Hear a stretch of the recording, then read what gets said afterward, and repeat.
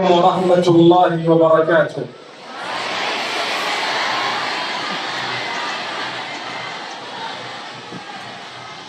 بسم الله الرحمن الرحيم. الحمد لله والصلاة والسلام على رسول الله وعلى آله وصحبه أجمعين. 1 minute before I came on stage, I received a call from the daughter of one of my best friends.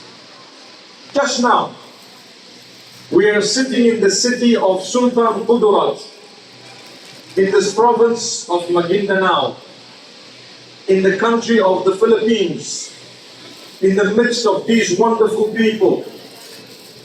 And I received a phone call from the daughter of one of my best friends telling me he just passed away. Inna lillahi wa inna ilayhi raji'un. His name was Brother Ikram Ulbulia.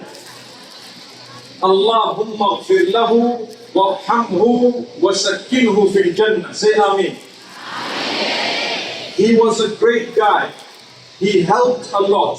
He was always courteous. He was ready to serve every time and any time possible. And he had a soft spot for the scholars and for the deen of Allah.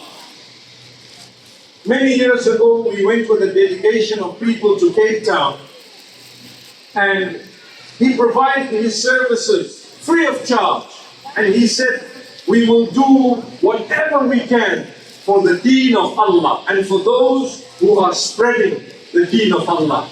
Today, just as I was about to enter this gymnasium, I was told he passed away. And it is not a coincidence that Allah Almighty wanted the topic of this discussion to be the Muslim and his Rabb. No matter what you do, no matter how you did it, no matter where you did what you did, no matter how much you did, at the end of the day you have to go back to Allah. It is only you and Allah. وَلَقَدْ جِئْتُمُونَا فُرَادَى كَمَا خَلَقْنَاكُمْ أَوَّلَ مَرَّةٍ وَتَرَكْتُمْ مَا خَوَّلْنَاكُمْ وَرَاءَ ظُهُورِكُمْ وَمَا نَرَى مَعَكُمْ شُفَعَاءَكُمْ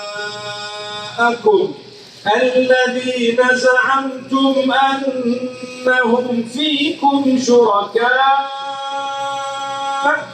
لَقَدْ تَقَطَّعَ بَيْنَكُمْ وَضَلَّ عَنْكُمْ مَا كُنْتُمْ تَزْعُمُونَ. Describing the day of judgment, Allah is saying, and you have come to us all alone.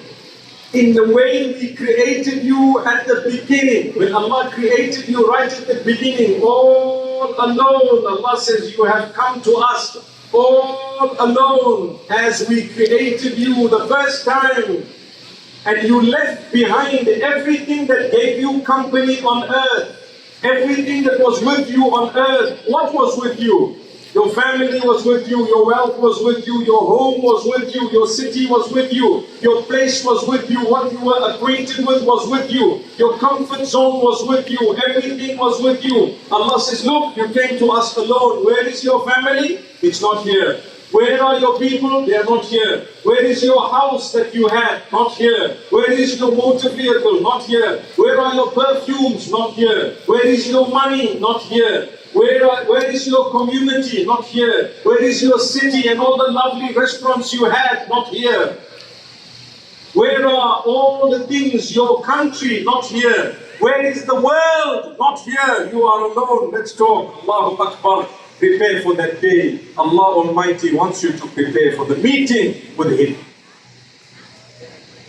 Allah says, the relationship is sliced between you and all those whom you believe would help you in front of Allah.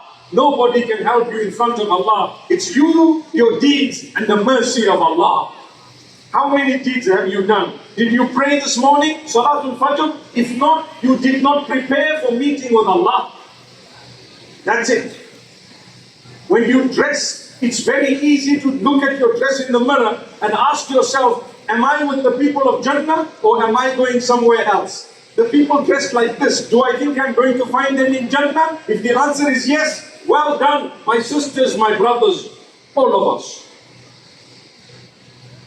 It's very easy. People say, how should I dress? Very easy. Look at yourself in the mirror when you dress every morning and ask yourself, this dress, will I be mixing with the crowd that are going to Jannah or am I going somewhere else? And easy, the answer is the answer. May Allah Almighty make it simple for us.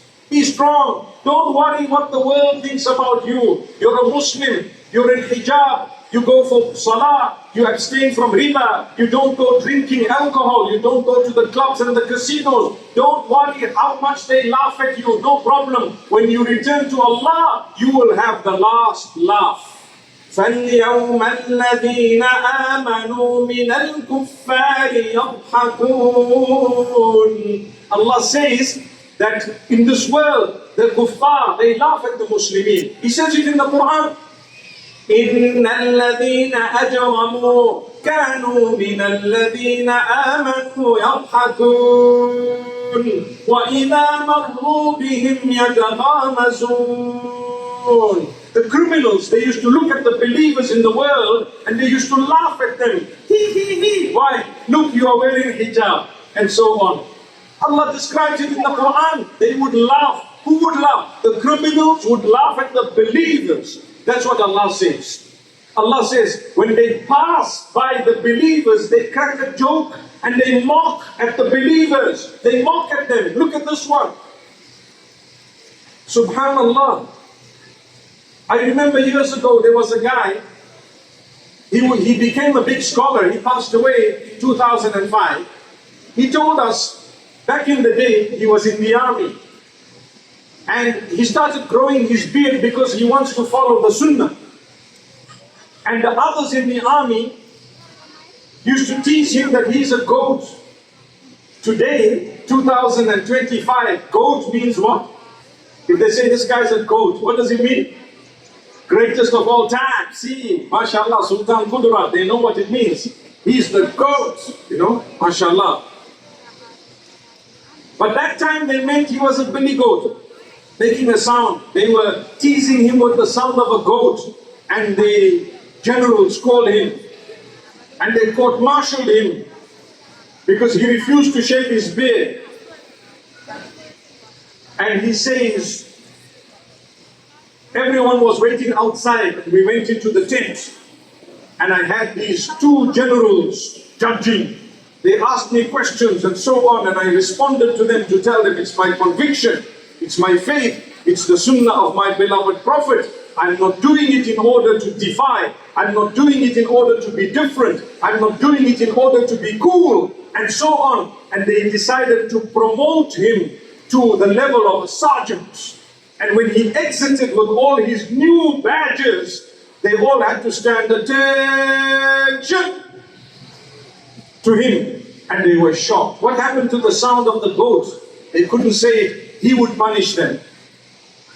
Allah raised his status from a normal soldier to a sergeant in one move. That example came to my mind, but it is very small. May Allah grant Sheikh Adam Makda, that was his name. May Allah grant him Jannatul Firdaus. He was a great man. I traveled with him when I was younger to many countries. In fact, when I was 10 years old, I traveled with him to Saudi Arabia for the Quran competition. That time it was known as the International Quran Competition of Mecca, the one where the whole world would participate. Dr. Tukau Mastura knows what I'm talking about because he is a part of the same delegation. He has also served the Quran in a very big way from the beginning, before we even knew him. When I found him years ago in Cotabato and the Quraniyat and the schools, that's what made me impressed with this man, because of his connection with the Quran, nothing else. And so I traveled with this man for the Quran competition, and in 1985 I was only 10, 11 years old. Now you know my age, right? MashaAllah. But nonetheless, When Allah wants to raise you, wallahi, He will raise you. Forget about everyone. When Allah wants to drop you, He will drop you no matter what. You need to be happy with the decree of Allah. Did you try to please Allah? Yes, you are a human. I'm a human. I make mistakes, I commit sins. Yes, indeed. But we are not evil. We don't defy Allah. We don't harm other people. Two things you need to remember. One is fulfill your rights unto Allah. He wants you to pray. He wants you to be truthful. He wants you to worship Him alone. Allah is very, very possessive over acts of worship. He says, if you do an act of worship for anyone with me or besides me, I don't need that act of worship. أنا أغنى الشركاء عن الشرك من عمل عملا أشرك فيه معي غيري تركته وشركه.